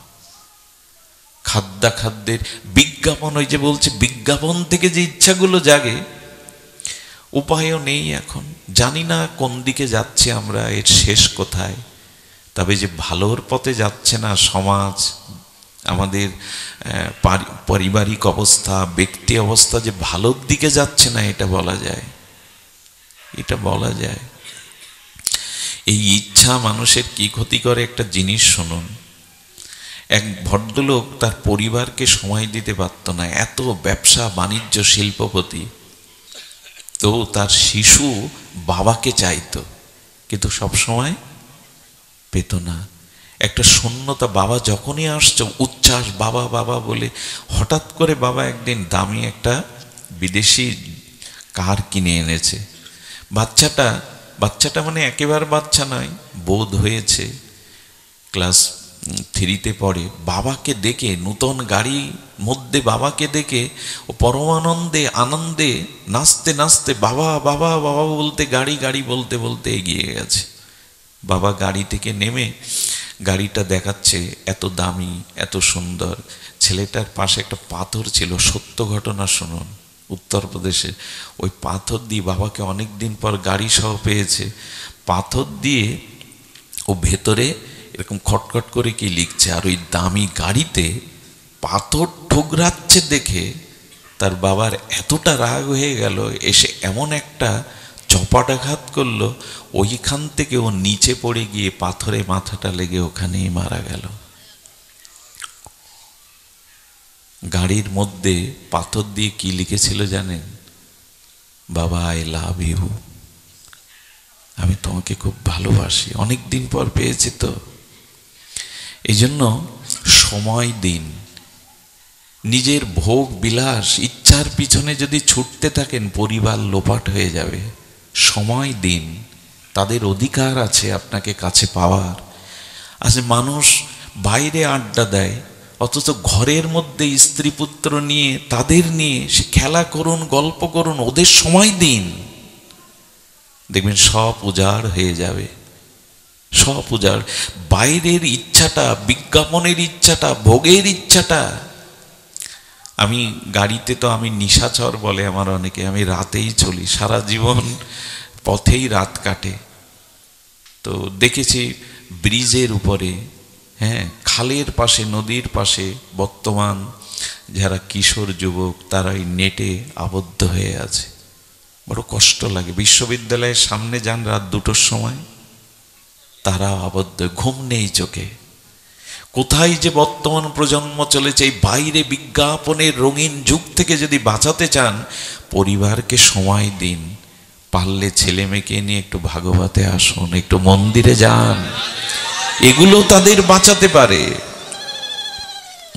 এগুলো তাদের বাঁচাতে পারে। এই জন্য আমরা বন্ধন মুক্তি চাই কেন জানেন? আমাদের স্বভাব স্বাভাবিক হলো নিরাপত্তা চাই, সুখ চাই, অমৃত চাই, সুরক্ষা চাই, বড় হতে চাই।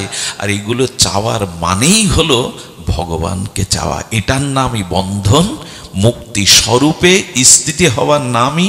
আর দেখবেন আমাদের স্বাভাবিক হলো, যে প্রাণীর ভিতরে স্বভাব যেমন সে সেদিকেই। এটা কিন্তু আমাদের স্বভাব, আমরা অমৃত থেকে এসেছি। ঈশ্বরকে ভালোবাসায়, তাকে সেবা করায়, তাকে চাওয়াই আমাদের স্বভাব। যার যা স্বভাব না, সে সেদিকেই যায়। আচ্ছা, পাখি কখনো খাঁচায় থাকতে ভালো বোধ করে? ওর স্বভাব কি? খাঁচার মধ্যে আবদ্ধ থাকা। এই জন্য ফাঁক পেলেই উঠতে চায়। জলকে আপনি মোটরের দিয়ে যতই 5 তলায় তুলুন, ওর স্বভাব হলো বিন্দু বিন্দু আকারে। জল কোন দিকে যেতে চায়? নিচের দিকে। যার ভেতরে যা স্বভাব, সেদিকেই তার গতি প্রকৃতি যাবেই। জল আপনি 5 তলায় মোটর দিয়ে তুলুন বিন্দু বিন্দু করে। আচ্ছা, আগুনকে নিচের দিকে নিতে পারবেন? আগুনের শিখা, সে প্রদীপ জ্বালান, আগুন জ্বালান, কাঠ জ্বালান, কখনো আগুনের শিখা নিচের দিকে নিতে পারবেন? কোনোদিন পারবেন না, যতই নিচের দিকে নিতে যাবেন। কারণ আগুনের সৃষ্টি সূর্য থেকে। যার যেখানে গতি প্রকৃতি স্বভাব, সে সেই দিকেই। মাটির ঢেলাটা উপরে ছুড়ে দিন, উপরে দাঁড়াবে না। ওর জন্ম তো মাটিতেই, ও মাটিতেই আসতে চাইবে। এই জন্য যার যার স্বরূপ, তার ইচ্ছাটা সেই দিকে। অর্থাৎ বাতাস কখনো এক জায়গায় আটকে থাকে? বাতাসের স্বভাব বহমান। নদীর স্রোত, ওকে বাঁধ দিয়ে আটকে দিন, ওই স্ফীতি হতে হতে বাঁধ ভেঙে ছুটবে। আমাদের স্বভাব ভগবানের কাছ থেকে এসেছি, তার কাছে ফিরে যাওয়া, এটাই হলো আমাদের মুক্তি। কিন্তু এটা বাধাগ্রস্ত হচ্ছে এই কামনা বাসনা মায়ার সংসারে। এই জন্য জালে আটকে গিয়ে একটু ছটফট করুন, যাতে জাল কেটে বেরোনো যায়। ভাঙা, ফরিদপুর, মকসেদপুর এই অঞ্চলের মানুষের কথা আমাকে ইন্ডিয়া থেকেও মানুষরা কল করে বলেন, বাংলাদেশের অন্দর অঞ্চলে, বিল্লমঙ্গলজি ওখানে কি পেয়েছেন, এত জান কেন, আমাদের কাছে আসেন না? আমার মাঝে মাঝে মনে হয় আপনারাও হ্যামিলনের বাঁশিয়ালার মতো কোনো মুক্তির গান শুনেছেন, নাহলে এভাবে ভাগবতের রুচি হয় না। আপনাদের মধ্যেও কোনো বাঁশির সুর বেজেছে, নাহলে এত কষ্ট করে এত গুণীজন সুদীজন আপনারা আসতেন না। এই জাল ছিঁড়ে বেরোবার একটু ছটপটানি থাকুক ভেতরে। কবে গুরু গোবিন্দের কৃপায়, কবে সাধুর কৃপায় এই জাল থেকে আমরা মুক্তি পাব। এই জন্য নিজের রূপের দিকে আর না, এবার স্বরূপের দিকে তাকান। আমি তোমারই রাধারানী, আমি আর কারো নই, আমি তোমারই, আমি আর কারো নই। এই জন্য ভগবানের প্রতি দেখুন, আমাদের এই যমুনার স্রোত বইছে, যমুনার স্রোতটা বইছে, তেমনি আমাদের ওই জন্ম মৃত্যু স্রোত কবে থেকে বইছে জানি না। কতবার জন্মেছি, কতবার মৃত্যুর স্বাদ নিয়েছি, কত কর্মফল ভোগ করেছি। দেখবেন এই যে জন্ম মৃত্যু জরা ব্যাধি এই স্রোতে ভাসছে, আরো কতকাল ভাসবো ঠিক নেই, এত নিশ্চিন্ত হয়ে বসে থাকবেন না। এই যে আচ্ছা কামনা বাসনা নিয়ে মৃত্যুবরণ করছে, আবার সেটা পূরণের জন্য আসছে। এখানে কোনো বাসনা নিয়ে মারা গেলে ওই বাসনা পূরণের জন্য আমাকে বারবার আসতে হবে। কতবার আসতে হবে, কতবার আসতে হবে।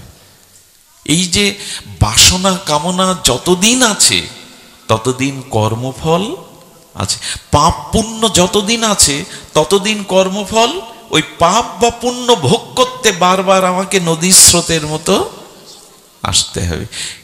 দেখবেন একটা জিনিস সতর্ক বাণী জানায়, কর্মফল কিন্তু আপনাকে খুঁজে নেবে, কর্ম হারাবে না।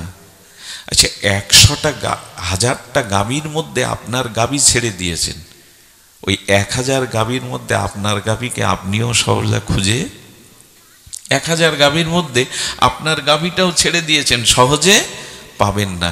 কিন্তু ওই গাভীর বাছুরটা ছেড়ে দিন, ও দেখবেন 1000 গাভীর মধ্যে ওর মার বাট খুঁজে নেবে।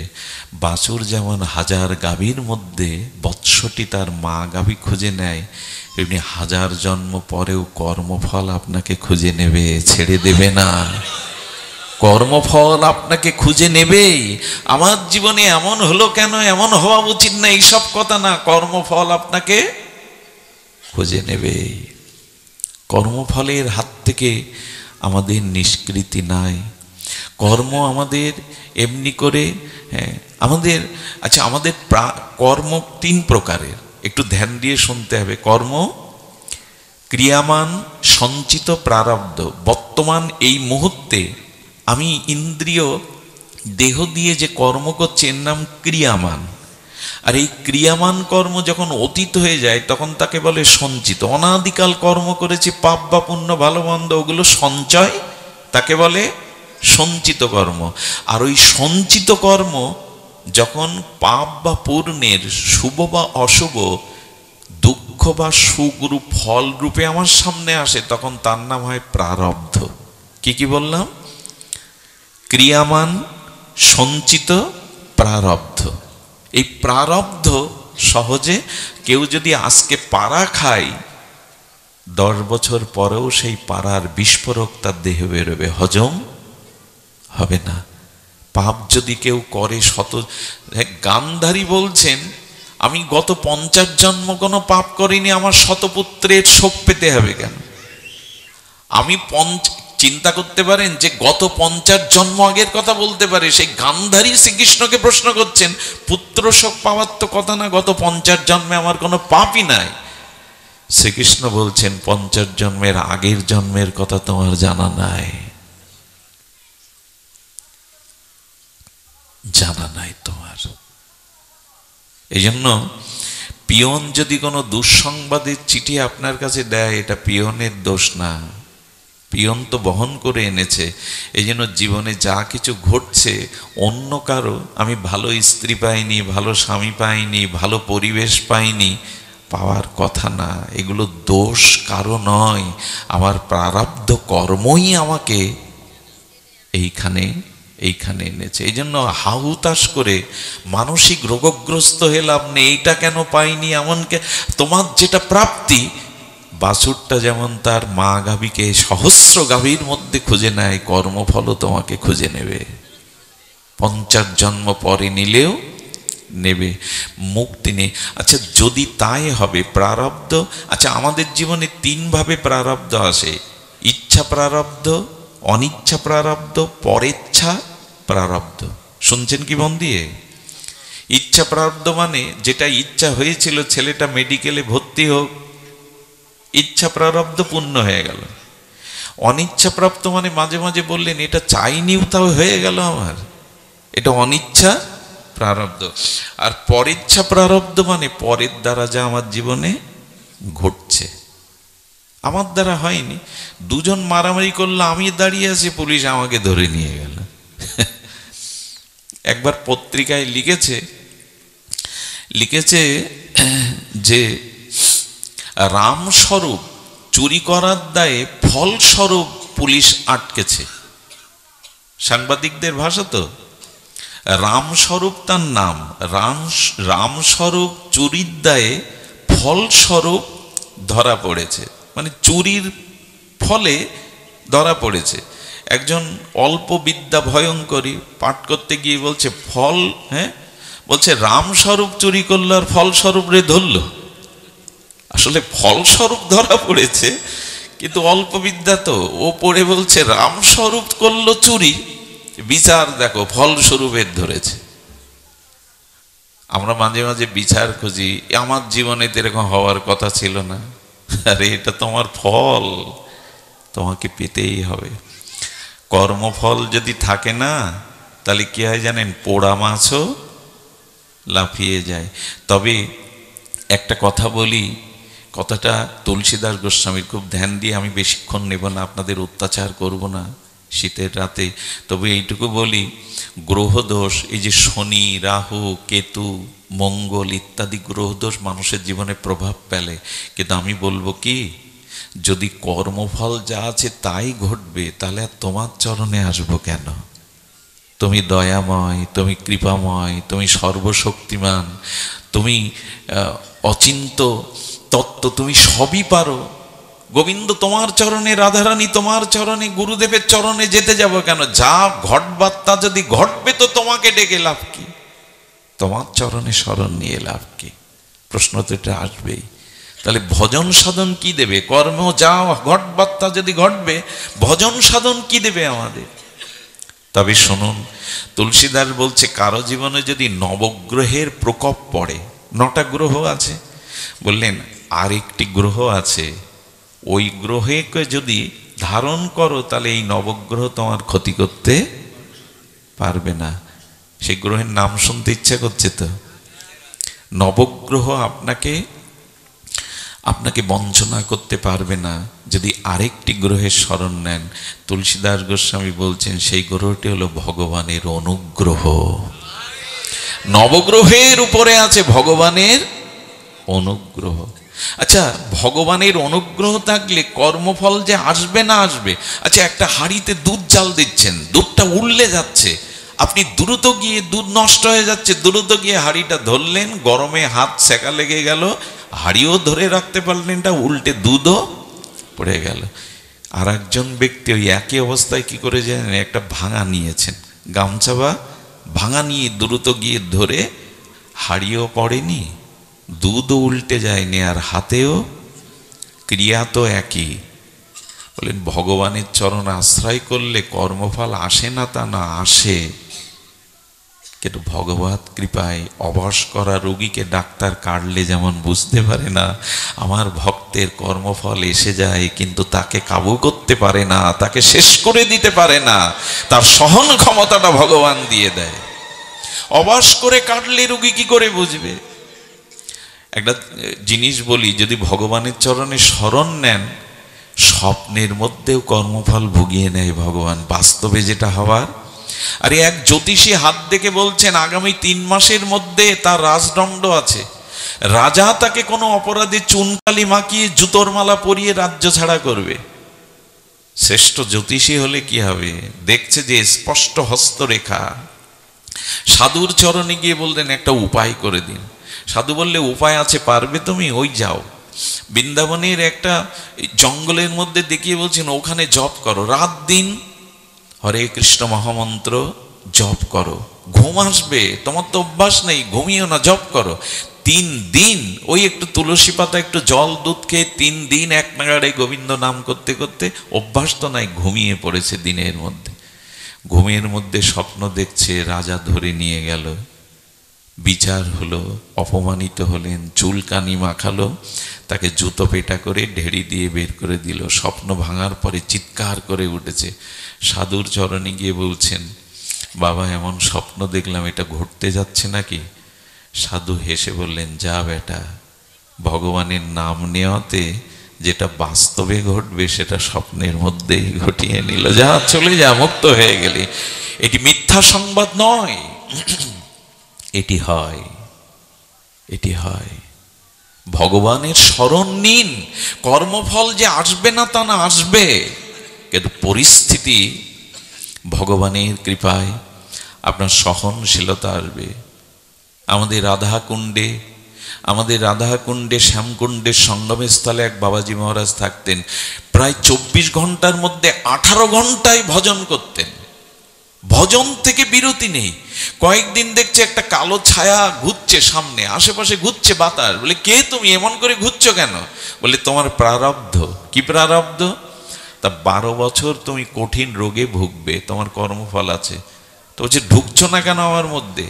বলে, আরে তুমি যেভাবে ভজন করছো তোমার মধ্যে আমি ঢোকার অবকাশই পাচ্ছি না। রাধাকুণ্ডের ঘটনা। বারবার ঘুরছে, তখন বলছেন, আমি কর্মফল এড়াতে চাই না, তুমি আমার মধ্যে আসতে পারবে, তবে 12 বছর সময় তোমাকে দিতে পারবো না, আমি ভজন ছাড়া থাকতে পারবো না। বলে, তাহলে 12 মাস দিন। বলে, সেটাও সম্ভব না। বলে, 12 দিন বলে, সেটাও সম্ভব না। আমি তোমাকে 12 ঘন্টা আমার ভিতরে প্রবেশের অনুমতি দিচ্ছি, কর্মফল আমি এড়াবো না। ভক্ত কখনো ভগবানকে বলে না, আমার দুঃখ না আসুক, জরাব্যাধি না আসুক, তবে ক্ষমতা দাও যেন হাসি মুখে কর্মফল শোধ করে যেতে পারি। ওটি ভোগ না করলে আমাকে আবার আসতে হবে। তাই দুঃখ ব্যাধিকে হতাশাগ্রস্ত না হয়ে ভগবানকে স্মরণ করুন, তার চরণ আঁকড়ে ধরে তার কাছে নিবেদন করুন, দুঃখ আসুক, বিপদে মরে রক্ষা করো, এ নহে মোর। আহা, বিপদে রক্ষা করো এটা আমার প্রার্থনা নয়, বিপদ আমার কর্মফলে আসুক, দুঃখ জরা আসুক, সইবার শক্তি দাও, মেনে নেওয়ার তোমার মঙ্গল বিধানকে বোঝবার মতো শুদ্ধ জ্ঞান দাও। মা সন্তানকে রসগোল্লা খাওয়ায়, চুমো দেয়, আবার গালে চড়ও মারে। চড় মারাটাও তার মঙ্গলের জন্য, কিন্তু সন্তান বুঝতে পারে না। এই জ্ঞানটা আসে ভজন করলে, যে প্রভু তোমার কৃপায় কর্মফল আসুক, আমি যেন মেনে নিতে পারি, সইতে পারি। শুধু ভক্তগণ, একটা জিনিস বলে পাঠ বিশ্রাম করি। কর্মফল জ্বালাবে। আচ্ছা, রাস্তা দিয়ে হাঁটুন, রাজপথ দিয়ে খুব জ্বালা। হাঁটতে গেলে কলার খোসা আছে কিনা, ডাইনে মোটরসাইকেল আছে কিনা, বামে কেউ ধাক্কা দিল কিনা, কত ঝামেলা বলুন তো। আচ্ছা, কেউ যদি উপরের দিকে আবার হাঁটতে চায়, আর এক জ্বালা। উপরের দিকে দৃষ্টি দিয়ে হাঁটলেই তো হোঁচটকে দেবে, আবার খুব নিচের দিকে তাকিয়ে হাঁটলেও আর এক জ্বালা। রাস্তায় চলাটা খুব জ্বালা। একটা কথা বলি, আপনি বিশ্বাসের টিকিট কাটুন, আর শ্রদ্ধার সিটে বসুন, আর শরণাগতি গোবিন্দের এসি বাসে চড়ে যান। তখন উঁচুর দিকেও তাকালে ক্ষতি নেই, ডানে বামে তাকালেও ক্ষতি নেই। ওই এসি বাস আপনাকে পৌঁছে দেবে। শরণাগতির ভগবানের বাস, বিশ্বাসের টিকিট আর শ্রদ্ধার সিটে বসে যান। আর আপনি এদিক ওদিক তাকালেও আপনার চিন্তা নেই, আপনি লক্ষ্যে পৌঁছাতে পারবেন। শুধু এইটুকু বলি, ভগবানকে ভালোবাসুন। দ্রৌপদীর কর্মফল ছিল, বস্ত্রহরণে তার কর্মফল ছিল, কিন্তু বস্ত্রেও কে জোগালো? গোবিন্দ। কেন জানেন? গোবিন্দের হঠাৎ আঙুল কেটে গেছে একদিন। আঙুলটা কাটার সাথে সাথে যখন রুধির ঝরছে, তখন তার প্রেয়সী বরা, যারা পডরানী, রানী, সব রানীগণ, রুক্মিণী সত্যভামা কি করেছে জানেন? দাসীদের বলছে একটা পটি আনতো, প্রভুর হাত কেটে গেছে। আর এই রুক্মিণী সত্যভামা ঘরের মধ্যে পটি আনতে গেছে, পাশে দ্রৌপদী দাঁড়িয়েছিল। দ্রৌপদী তার রেশমির কাপড়টা সঙ্গে সঙ্গে ফাল করে ফেলেছে। চিন্তা করতে পারেন, রুক্মিণী সত্যভামা পটি খুঁজতে গেছে, কাপড় খুঁজতে গেছে, দ্রৌপদী তার রেশমির কাপড়টা ছিঁড়ে দিয়ে গোবিন্দের ওখানে যখন বেঁধে দিল, কৃষ্ণা, দ্রৌপদীর আর এক নাম কৃষ্ণা, কৃষ্ণা, দামি কাপড়টা ছিঁড়ে ফেললে। দ্রৌপদীর চোখে তখন জল। বলছেন, কাপড় কেন? হে শ্যাম, গায়ের চামড়া দিয়েও যদি তোমার চরণে একটা জুতা করে দিতে পারতাম। হ্যাঁ, কৃষ্ণের চোখে ছলছল করে উঠল জল। মনে মনে বললেন, দ্রৌপদী, যদি কখনো সময় আসে, এই বস্ত্রের প্রতিদান আমি তোমায় দেব। ভগবানকে ভালোবাসলে না, দ্রৌপদীর বস্ত্রহরণে গোবিন্দ বস্ত্রের রূপ ধরে তাকে লজ্জা নেবেন। কিছু করুন, কিছু ত্যাগ স্বীকার করুন ভগবানের জন্য, ভক্তের জন্য। এক সময় ওটা পাবেন, এক সময় ওটা পাবেন। গতদিন আমি বলি, সেবা করতে থাকুন, মানুষের কল্যাণে, ইষ্ট প্রীতিতে, ভগবত প্রীতিতে একটু কিছু ছাড়তে থাকুন, ত্যাগ করতে থাকুন, ফিরে আসবে একদিন। সবশেষে এইটুকু বলি, কর্মফল যায়, কর্মফল রোধ হতে পারে যদি পুরুষার্থ করেন, ভজন করেন, গভীরভাবে যদি ভজনে মনোনিবেশ করেন, তবে ভজনের দ্বারা কর্মফল রোধ হয়। তার একটা প্রকৃষ্ট দৃষ্টান্ত। আচ্ছা, জজ কোর্টে যে মামলার রায় হলো, তা যদি আপনার রায় সম্মতি না হয়, কোন কোর্টে যাই আমরা? হাইকোর্টে। হাইকোর্টের রাও যদি আপনার সম্মতি না থাকে, কোথায় যান? সুপ্রিম কোর্টে। সুপ্রিম কোর্টের রায়ের পরে আর কোনো কোর্টের রায়ের অপেক্ষা আছে কি? সুপ্রিম কোর্ট বেঞ্চ যেটা রায় দিয়ে দিল, ফাঁসি ডেকে দিল, আর কোনো কোর্টের দরজা, আর কোনো জজ ম্যাজিস্ট্রেটের দরজা? কিন্তু ওই ফাঁসির আসামি তখনও মুক্তি পেতে পারে। একটা পথ খোলা আছে, যদি দেশের রাষ্ট্রপতি তাকে ক্ষমা করে। একটা ফাঁসির আসামি সুপ্রিম কোর্টের রায়ের বাইরেও যদি বিশেষ ক্ষমতা বলে, রাষ্ট্রপতি কোনো ফাঁসির আসামিকে মুক্তি দিতে পারেন, তবে জগৎপতি কৃষ্ণ পারে না কর্মফল হতে আমাদের মুক্তি দিতে? অবশ্যই ভগবান মুক্তি দিতে পারে। ভগবানের চরণে শরণ নিন, তার নাম আশ্রয় করুন। সুপ্রিম কোর্টের রায়ও রোধ করতে পারে রাষ্ট্রপতি। গোবিন্দ পারে নাকি? এই জন্য দয়া করে দুঃখ, কষ্ট, যন্ত্রণা ভগবানকে জানান, শ্রী গুরুদেবের চরণে সমর্পণ করুন। সবশেষে এই মধুরতি মধুর কথাটি আর একবার স্মরণ করিয়ে দিয়ে পাঠ বিশ্রাম করি। মা যশোদা যমুনাতে যাচ্ছে। ভাগ্যবতী ব্রজবাসী মায়েরাও যশোদার সাথে যাচ্ছে। কেন জানেন? গোপালের নামে প্রদীপ দেবে যমুনা মাইকে। তো গোপাল তখন বলছেন, মা আমি যাব, মা আমি তোমার সাথে যাব। তা গোপাল যখন মায়ের কাছে কোনো দাবি করেন, মা এড়াতে পারে না, বলে তুই থাক গোপাল। বলে না মা, যাব, পূজা দেখতে যাব, যমুনা দেখতে যাব। যমুনার কোলে এসে প্রদীপ প্রজ্বলন করে মায়েরা ভাসিয়ে দিয়ে চোখ বন্ধ করে প্রার্থনা করছে, আমাদের গোপাল যেন সুখী হয়, গোপাল যেন ভালো থাকে। কৃষ্ণ চোখ খুলে দেখে মা যশোদা সহ সব ব্রজ মায়েদের চোখ বন্ধ। কৃষ্ণ হঠাৎ যমুনায় লেবে পড়েছে। লেবে পড়ে যে প্রদীপগুলো ভেসে যাচ্ছিল, ডেকে ডেকে বলছে, না আয় আমার কাছে, ফিরে আয়, ভেসে যাস না, ফিরে আয়। কিছু প্রদীপ এলো। গোবিন্দ পীতবসনে, তার পীতবরণ বসনে প্রদীপগুলো বেঁধে নিল। নিয়ে আবার মা চোখ খোলার আগে উঠে গোবিন্দ চোখ বন্ধ করে প্রার্থনারত। মা দেখছেন, হ্যাঁ গোপাল প্রার্থনা করছে আমাদের মতো করে, চল গোপাল। মা প্রদীপ দেয়া পূজা হয়ে গেছে যমুনার, হেরে গেছে, চল। আসতে গিয়ে দেখে সেই পুডলিতে বাঁধা প্রদীপগুলো মাটির প্রদীপ, তো শব্দ হচ্ছে, গোপাল এসছিলি তো খালি হাতে, এ পুডলির মধ্যে কি? যশোদার দিকে তাকে বলছে, মা সবার পুডলি দেখতে নেই, কারো পুডলি দেখতে নেই। যশোদা বলতে, ওটা বুঝেছি, কিন্তু চোরের পুডলি খোলা যায়। তুই এসেছিলি খালি হাতে, কি চুরি করে নিয়ে যাচ্ছিস দেখি।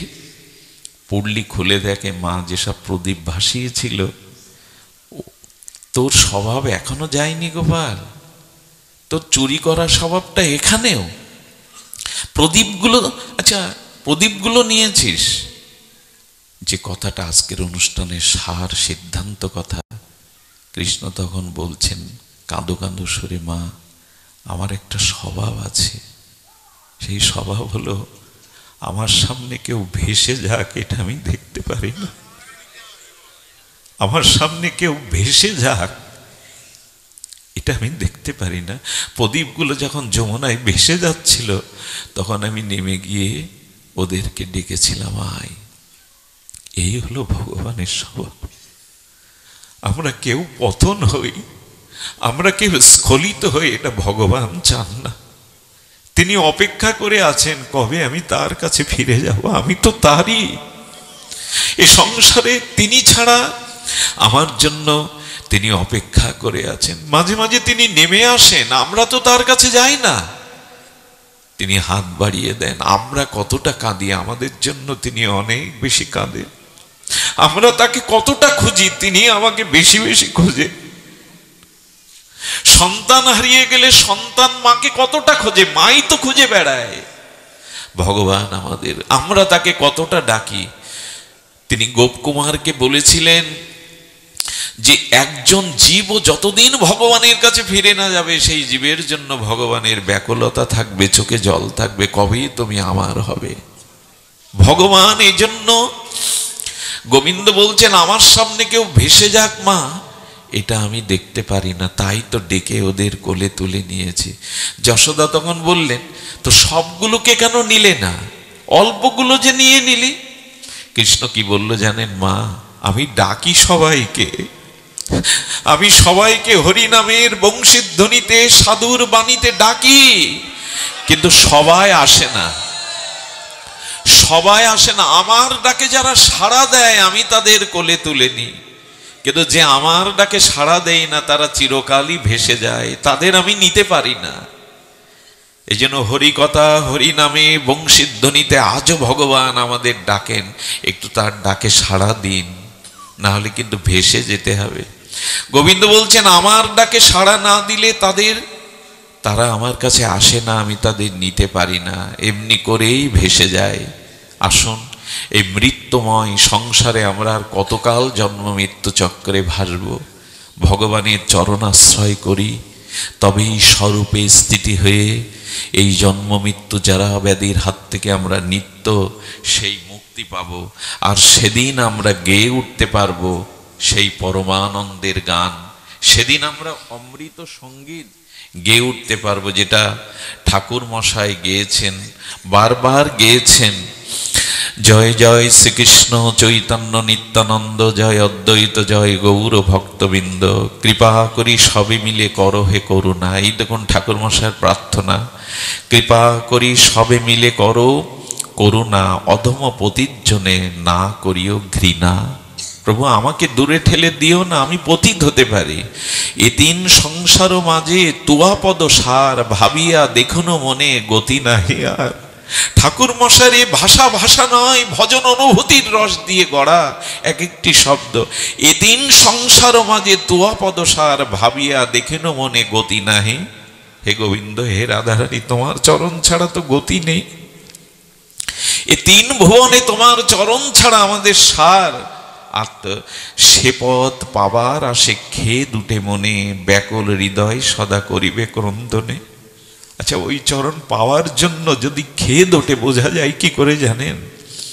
তার চোখে অবশ্যই কৃষ্ণ বলে চোখে জল আসবে, হৃদয়ের ক্রন্দন আসবে, তোমায় পাওয়া হলো না, তোমার কাছে যাওয়া হলো না, তোমার ভজন হলো না। এই খেদ উঠবে তার হৃদয়ে। অন্য আপনাকে পাগল বলতে পারে, আবেগী বলতে পারে, এটা আবেগ নয়, এটা পাগলামি নয়। টাকার জন্য, স্ত্রী পুত্রের জন্য মানুষ কত কাঁদে, কৃষ্ণ পেলাম না বলে কজন কাঁদতে পারে। কান্নাটাকে কান্না নয়, এটা অনেক বড় পাওয়া। এই জন্য বললেন, সে পথ পাওয়ার আসে খেয়ে দুটে মনে, ব্যাকুল হৃদয় সদা করিবে ক্রন্দনে। কিরূপ পাইব কিছু না পাই সন্ধান, প্রভু লোকনাথ পর নাহিক স্মরণ। তুমি তো দয়াল প্রভু, চাহো একবার নরোত্তম হৃদয়ের ঘুচাও অন্ধকার। এই হোক আমাদের প্রার্থনা, আমি না চাই, তুমি আমাকে চাও। আমি বারবার দূরে সরে যাই, তুমি আমাকে ডেকে নাও।